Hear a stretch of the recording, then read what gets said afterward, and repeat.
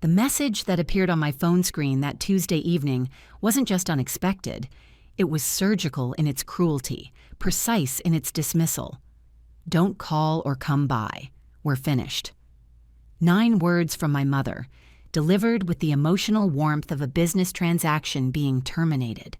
No explanation, no preamble, just a categorical rejection that landed like a door slamming shut on decades of my life. I stared at those words, reading them again and again, as if repetition might somehow alter their meaning, might soften their edges, or reveal some hidden subtext I'd initially missed.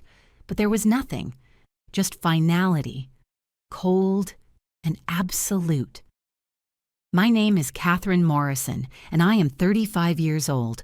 For as long as I can remember, I have been the daughter who didn't quite fit the mold my family had cast for their children, the one who chose creativity and independence over the carefully laid plans my father had constructed for our futures.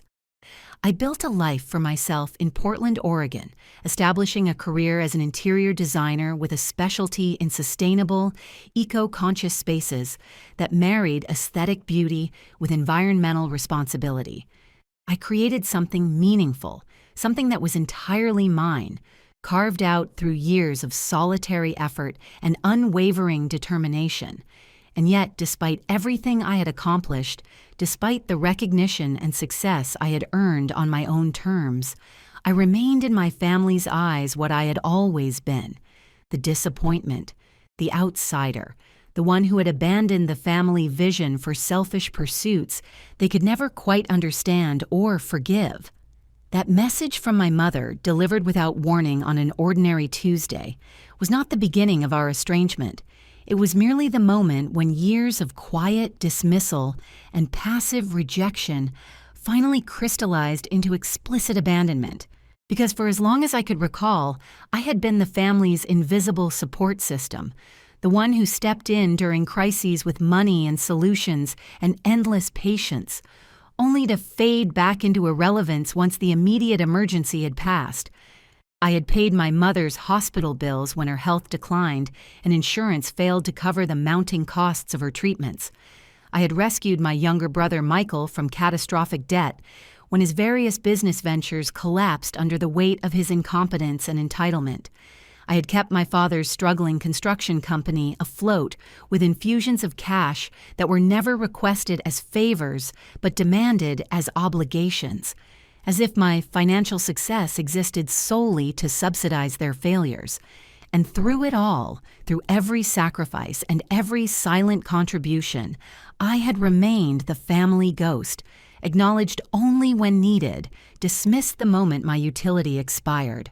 Michael, my brother, 4 years younger and infinitely more favored, could do no wrong in their eyes.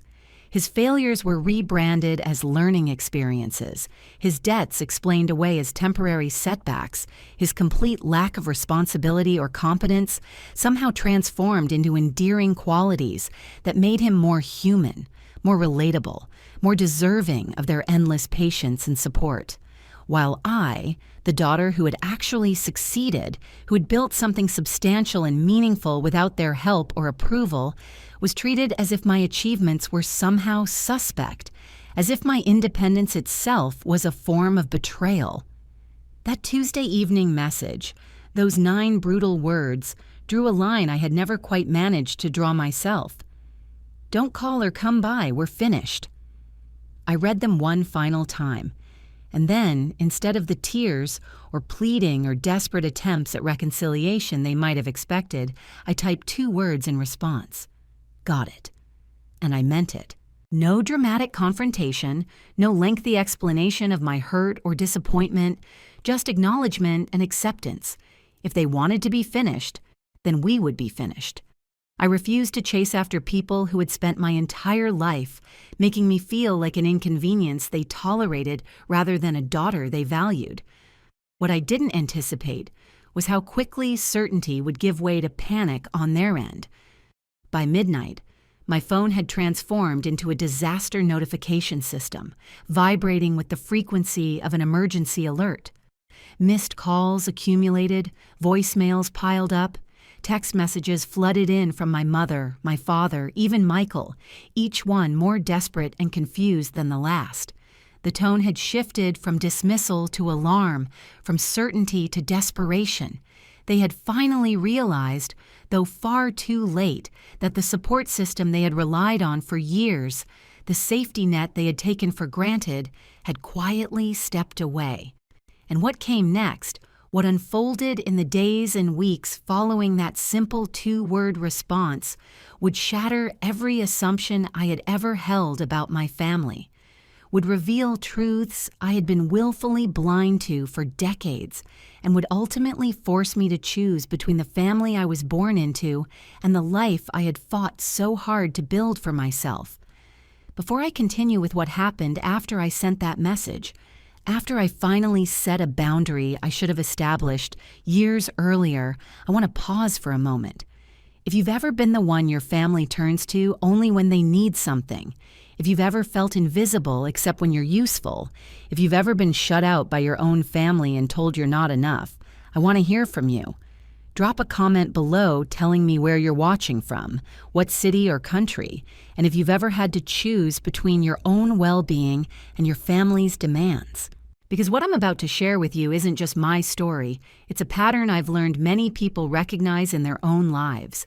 And understanding that we're not alone in these experiences, that's often the first step toward healing. Growing up in Portland, our family projected the image of the American dream realized through hard work and determination. My father, Robert Morrison, was a local success story, the kind of self-made man who appeared in regional business magazines with headlines about perseverance and vision. He had started with a single small construction crew and built it into Morrison & Sons Construction, a company that handled commercial developments, residential projects, and municipal contracts across Oregon and Washington. My mother, Patricia, had worked in finance before marriage, but had stepped away from her career to support my father's ambitions and manage the household with the efficiency of someone running a small corporation. She kept everything running smoothly, managing schedules and social obligations, and the daily operations that allowed my father to focus entirely on expansion and profit. My younger brother, Michael, 4 years my junior, was positioned from birth as the heir apparent, the son in Morrison & Sons. Despite being the only son, the one who would inherit the empire our father had constructed from concrete and determination. I, on the other hand, was Catherine Morrison, the daughter whose mind wandered toward textures and light and spatial relationships instead of profit margins and construction schedules. From my earliest memories, my father made his expectations devastatingly clear, as if repetition might somehow reshape my fundamental nature into something more aligned with his vision. "The company is our legacy," he would announce during family dinners, his voice carrying the weight of unquestionable authority. "You'll learn the business, Catherine. Both of you will." But the thought of construction sites and architectural blueprints and endless meetings about zoning regulations never sparked anything in me except a profound sense of wrongness, of being forced into a shape that didn't fit the contours of who I actually was. What I wanted, what pulled at me with an intensity I couldn't ignore or suppress, was to create spaces that transformed how people experience their daily lives. Homes and offices and public spaces that felt intentional, purposeful, beautiful, in ways that served both aesthetic and environmental needs. By high school, my notebooks were filled with sketches of interior spaces and furniture arrangements and color palettes. Instead of the business projections and construction calculations my father expected me to be studying. When I finally gathered the courage to confess my dream of pursuing interior design, specifically sustainable design that prioritized environmental responsibility alongside visual appeal, my father didn't just express disappointment.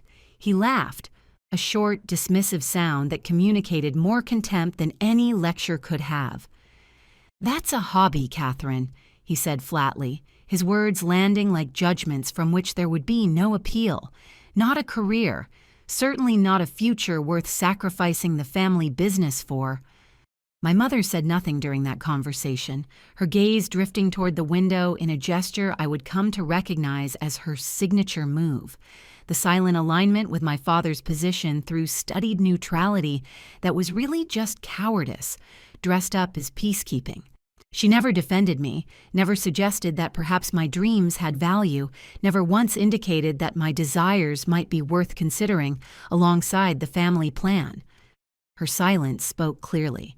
I was on my own. At 17, I applied to a prestigious design program in San Francisco, clinging to the fragile hope that my talent and determination might create a path forward even without family support. When the acceptance letter arrived, thick and promising, I felt briefly invincible, as if I had proven something fundamental about my worth and potential. That feeling lasted exactly as long as it took my father to deliver his verdict. "If you're not joining the company, you're on your own," he declared, his arms crossed in a posture that communicated finality. "No tuition assistance, no financial support, no safety net. You want to pursue this fantasy, you do it yourself." My mother offered a small nod of agreement, her participation reduced to silent endorsement of his pronouncement. Michael, just 13 at the time, wore an expression I can only describe as smug satisfaction, as if my rejection somehow elevated his own position, confirmed his status as the chosen one, the child who mattered. In that moment, standing in our family's elegant living room surrounded by furniture my mother had selected and artwork that cost more than a year's tuition, I understood with perfect clarity how firmly the lines had been drawn. Michael on one side, golden and approved and destined for inheritance.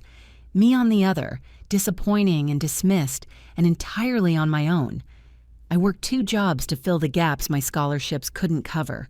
Waiting tables at an upscale restaurant where I smiled through condescension from customers who treated servers as invisible, and tutoring high school students in subjects I barely remembered well enough to teach. Long nights bled into early mornings. Exhaustion became my baseline state, and student debt accumulated with the relentless mathematics of compound interest. My father never once asked how I was managing, never showed the slightest curiosity about whether I was surviving or thriving or drowning. My mother's occasional "I'm proud of you, dear," felt performative and hollow, especially when she would immediately pivot to gushing about Michael's minimal efforts at the company, treating his mere presence at the office as evidence of extraordinary dedication and promise. Michael was untouchable in their eyes, wrapped in layers of forgiveness and lowered expectations that allowed him to fail repeatedly without consequence. He skipped work, forgot important meetings, made costly errors in project estimates, and none of it mattered. Excuses materialized for him, like magic. He was young. He was learning. He needed time to find his footing. He had so much potential that these temporary stumbles were merely part of his journey toward eventual greatness.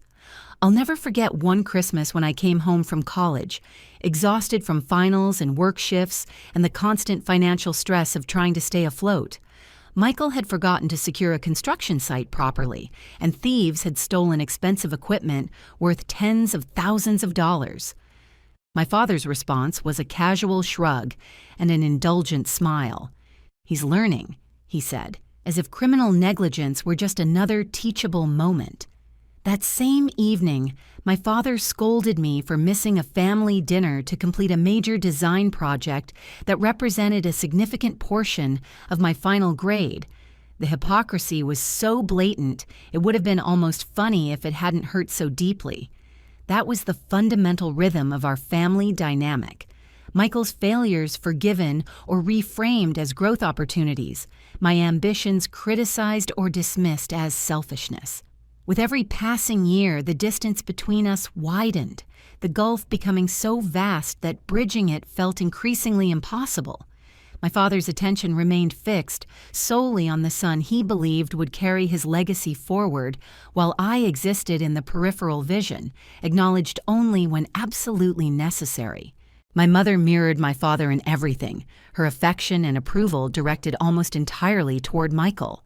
I tried to maintain our relationship, calling on weekends and sending photos of my design work and making efforts to stay connected, despite the growing evidence that she wasn't really interested in my life beyond surface pleasantries. "Michael's been wonderful at the company," she would say, her voice warming in a way it never did when discussing my achievements. "Your father is so proud of him." The implicit message was clear. They had their golden child, the one who mattered, and I was just the daughter who had chosen wrong and would always be paying for that choice. By the time I earned my degree, graduating with honors despite working full-time throughout school, the divide between me and my family felt less like a gap and more like a canyon, vast and unbridgeable. I returned to Portland and began building my reputation as a designer who specialized in sustainable interiors, in spaces that were both beautiful and environmentally conscious. I started with small projects, neighborhood cafes and residential renovations. But my work began attracting attention for its innovative approaches to eco-friendly design. Yet every family gathering revolved exclusively around the construction company, around Michael's supposed contributions and my father's expansion plans. "When are you going to stop playing with decorating and join the real business?" my father would ask at every holiday dinner, as if my thriving career were nothing more than an extended phase I would eventually outgrow. Michael would make snide comments about my fancy sketches and tree-hugger designs, and my mother would smile along, never once stepping in to defend me or acknowledge that what I had built was legitimate and valuable. Their favoritism had become so normalized, so embedded in the family structure, that confronting it felt like trying to argue against gravity. It simply was, immutable and absolute, and I was expected to accept it as the natural order of things. In hindsight, those years of subtle dismissal and casual cruelty were laying the foundation for everything that would come later, for the moment when their need would finally exceed their disdain, and for my eventual realization that some relationships, even familial ones, are simply too toxic to maintain regardless of biological connection. After finishing design school, I poured everything into building a career entirely my own. My years in San Francisco had taught me that spaces could tell stories, could serve purposes beyond mere aesthetics. When I returned to Portland, I started small. Neighborhood cafes, restaurant redesigns, helping families create environmentally responsible homes. My breakthrough came at 27 when a boutique hotel chain hired me to redesign properties across the Pacific Northwest. I created elegant, sustainable spaces that proved luxury and environmental consciousness weren't mutually exclusive. By 30, I was commanding six-figure contracts, establishing myself as Portland's designer for sophisticated eco-conscious interiors. But while my career flourished, my family relationship told a different story. About 5 years ago, my mother's health declined seriously. Extensive treatment, specialists, medications, all extraordinarily expensive. My father's construction company was struggling, their insurance woefully insufficient. I transferred funds without hesitation: hospital bills, specialists, medications, home care. "We'll pay you back," my father said curtly. My mother's response was a text: "Thank you, Catherine." 3 words, no call, no warmth. Then Michael needed rescuing. His construction venture collapsed, leaving massive debt and angry suppliers. My father called, "Michael needs help. We take care of family." I sent $30,000 to clear debts, another $20,000 for company expenses. Michael never acknowledged it. At a family gathering, he boasted about turning things around, taking credit while my father beamed with pride. I stood invisible, my contribution erased completely. This became the pattern. Crisis emerged. I received demands disguised as requests. I sent money. Crisis resolved with zero acknowledgement. New equipment for the company? I wrote the check. Foreclosure on their home? I covered it. Michael's child support payments? I ensured his children didn't suffer. Every transaction treated as if money appeared magically, my success existing in some parallel dimension with no connection to actual work. Meanwhile, my achievements met indifference or condescension. Regional Design Award? That's nice, dear. National Magazine feature? My father wondered when I'd stop wasting time on side projects and focus on real work. The message was clear. My success didn't count. My value purely financial, measured by willingness to subsidize their failures and Michael's incompetence. I had been conditioned to accept this dynamic, to believe this was how families functioned. I kept giving, kept hoping that eventually they would acknowledge what I had done. What I didn't know was that my father had already formalized his judgment about my worth in the most definitive way possible. The revelation came through accident, not honest conversation. One Saturday, dropping off medications for my mother, I noticed a folder of documents near the coffee maker. Something made me pause, open it. Inside was my father's will, updated 3 months earlier. I scanned the pages. Morrison & Sons Construction to be transferred in its entirety to Michael Robert Morrison. Primary residence and properties to be divided between Patricia Morrison and Michael Robert Morrison. Investment accounts, 60% to Michael, 40% to Patricia. I kept reading, searching for my name. It wasn't there, not once, nowhere. I had been completely erased from their legacy while funding their lives. I photographed every page with trembling hands. Then I found another document, a bank statement for an unfamiliar account. The money I had sent for medical expenses, company operations, Michael's debts, all funneling through to another account under Michael's name.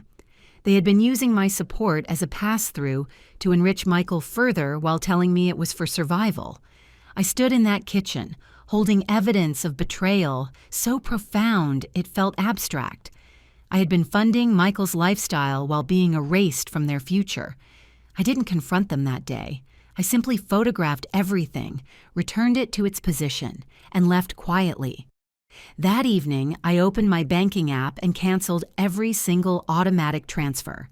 $3,000 monthly for medical expenses, $2,000 for company costs, various other amounts all redirected to Michael. Transfer after transfer, I dismantled the financial pipeline. No announcements, no angry emails, no confrontations, just quiet, deliberate action. If I was nothing to them, they would learn to exist without my support. 2 days later, my phone buzzed with my mother's text. "Don't call or come by, we're finished." They had noticed the missing transfers and responded not by asking why, but by cutting me off first, ensuring they maintained control even in this moment. I typed 2 words, "Got it." What I didn't anticipate was how quickly their certainty would crumble when they realized I actually meant it, that "got it" was acceptance rather than capitulation, that I wasn't going to come crawling back, begging for another chance to fund their lives. By midnight, my phone had become a chaos of notifications. Missed calls from my mother, increasingly desperate voicemails from my father, confused texts from Michael demanding to know what was happening and why I was doing this to the family. The panic was palpable, the desperation unmistakable. They had finally understood that the support system they had relied on for years had actually stepped away, and the ground beneath them was no longer stable. I listened to exactly 1 voicemail before deleting the rest without hearing them. My father's voice came through my speaker, stripped of its usual authority, taking on a tone of forced reasonableness that was somehow more insulting than his typical dismissiveness. "Catherine, I don't know what's gotten into you, but this is ridiculous. We're family. You can't just cut us off because of some misunderstanding. Your mother needs her medications. The company has obligations. You need to think about someone other than yourself for once." I almost laughed at the sheer audacity of that last line, the breathtaking projection of accusing me, the person who had funded their lives for years, of being selfish. But I didn't call back. I didn't engage.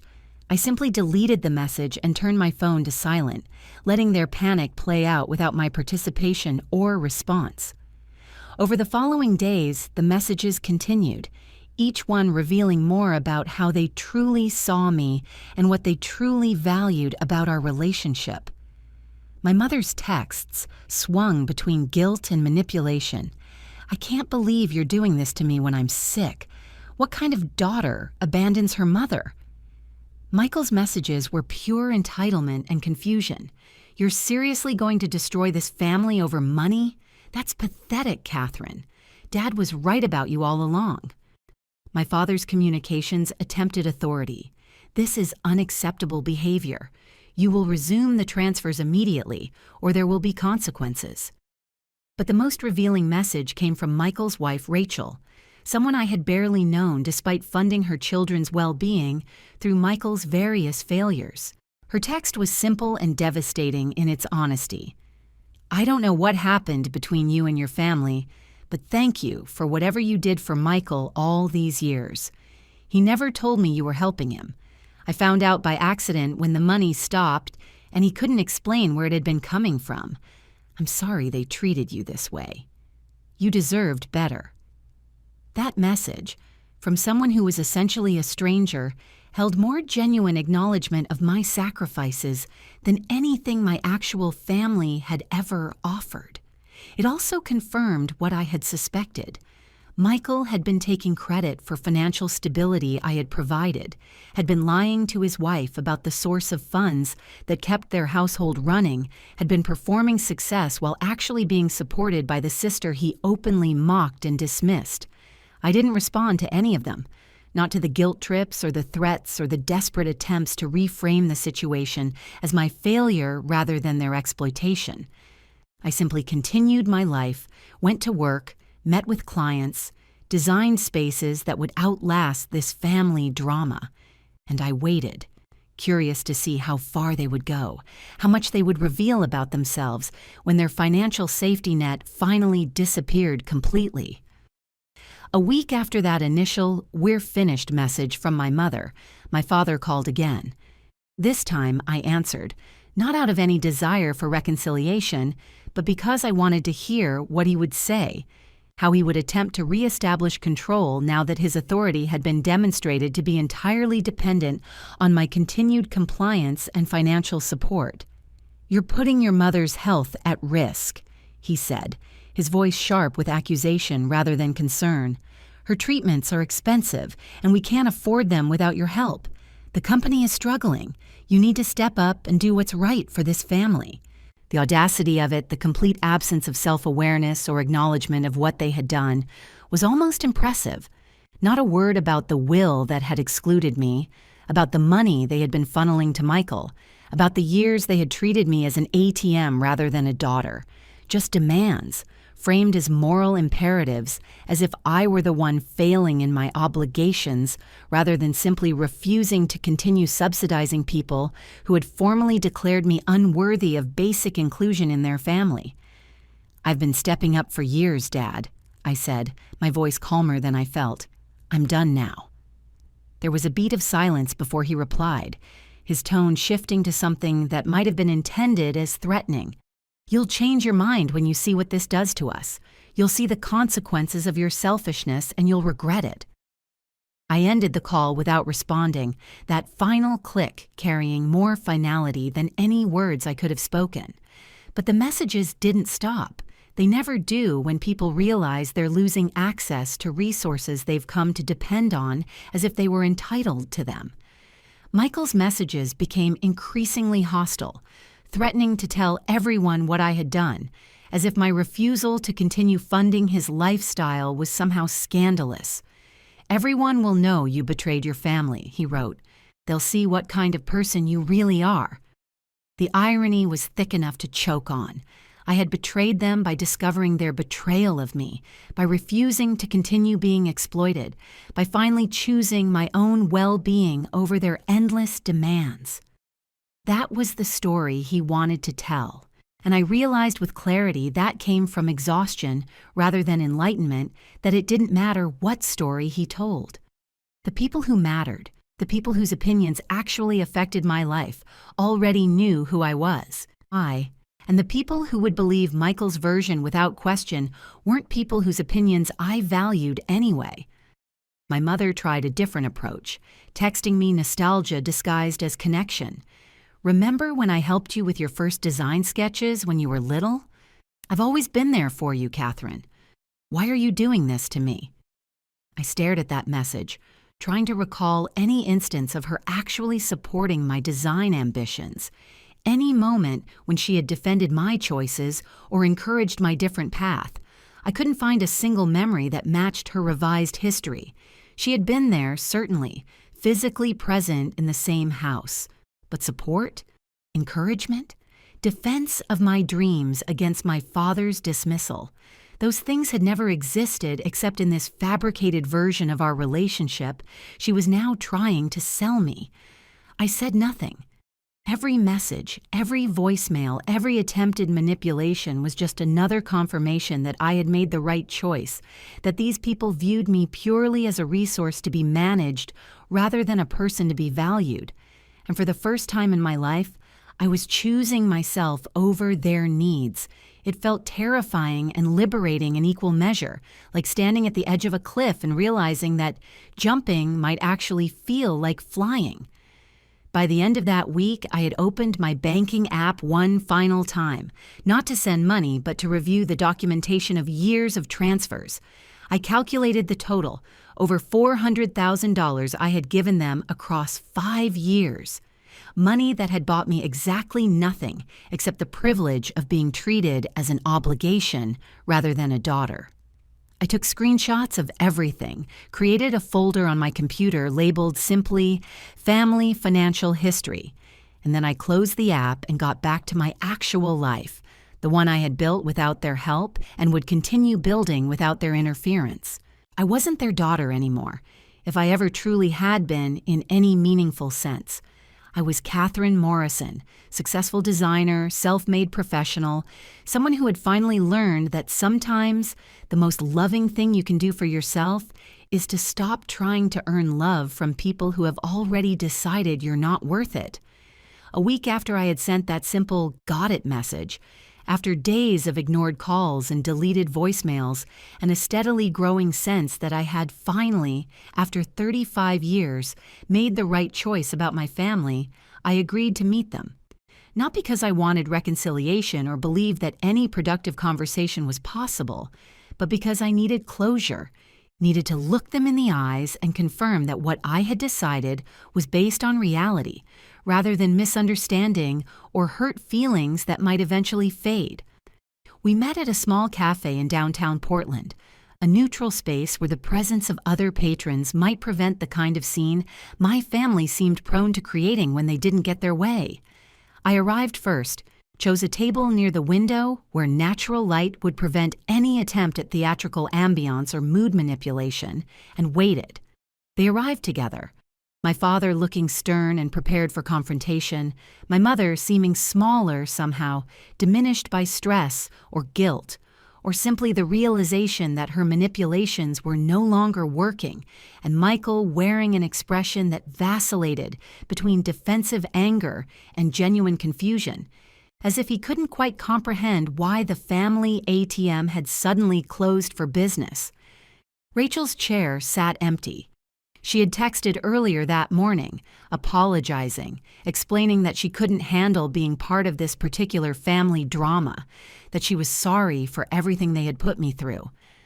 I appreciated her absence more than she probably realized. This wasn't her fight, and her earlier message acknowledging what I had done for them had been more than enough.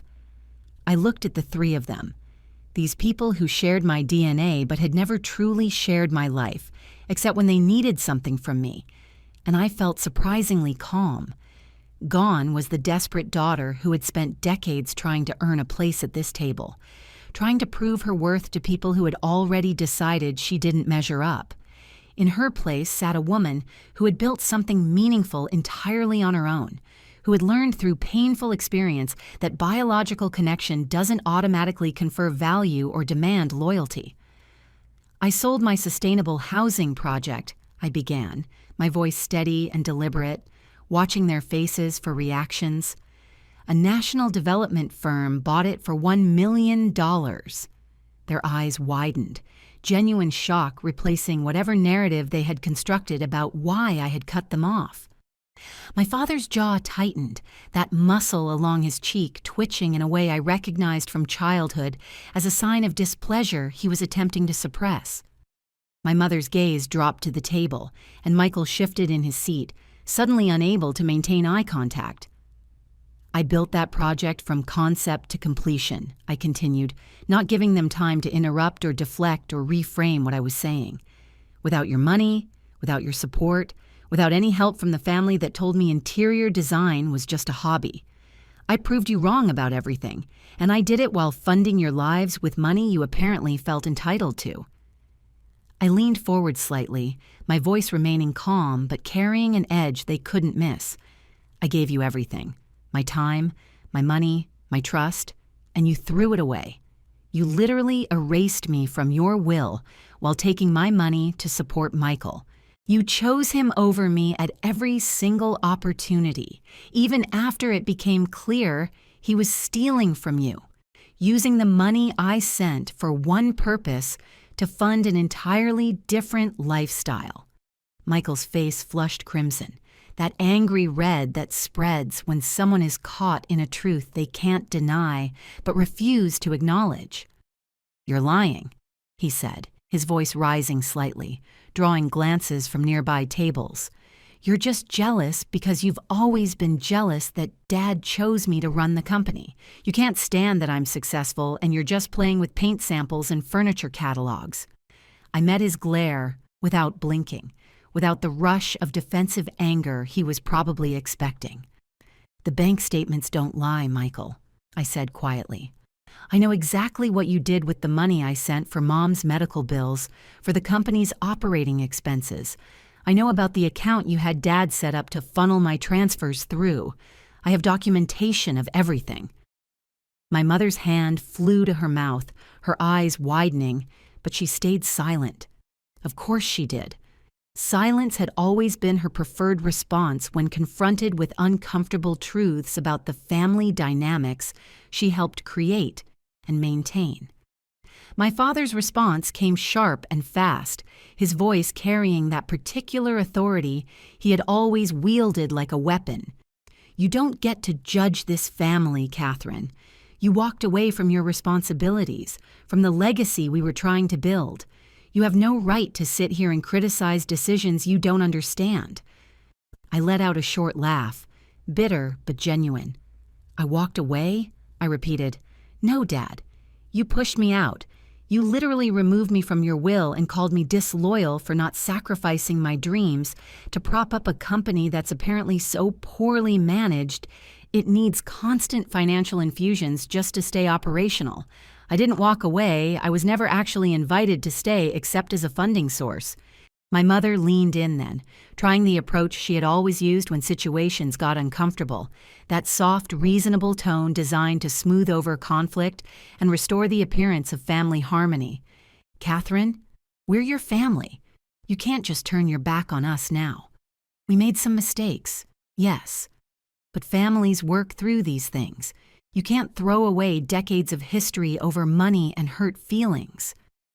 I met her eyes, really looked at her for probably the first time in years, seeing not the mother I had wanted her to be, but the person she actually was. Someone who had chosen comfort and alignment with power over defending her daughter. Someone who had watched me be dismissed and exploited and had never once stepped in to suggest that maybe, just maybe, I deserved better. You turned your back first, Mom, I said, my voice quiet but firm. That text message, "Don't call or come by," were finished. That was your choice. You made it because you discovered I had stopped sending money, not because I had done anything wrong. You chose to cut me off rather than have an honest conversation about why I might have reasons for changing our financial arrangement. She winced, tears beginning to pool in her eyes. But I didn't let it move me. I had seen her cry before, had watched her use emotion as a tool to redirect conversations and avoid accountability. Not this time.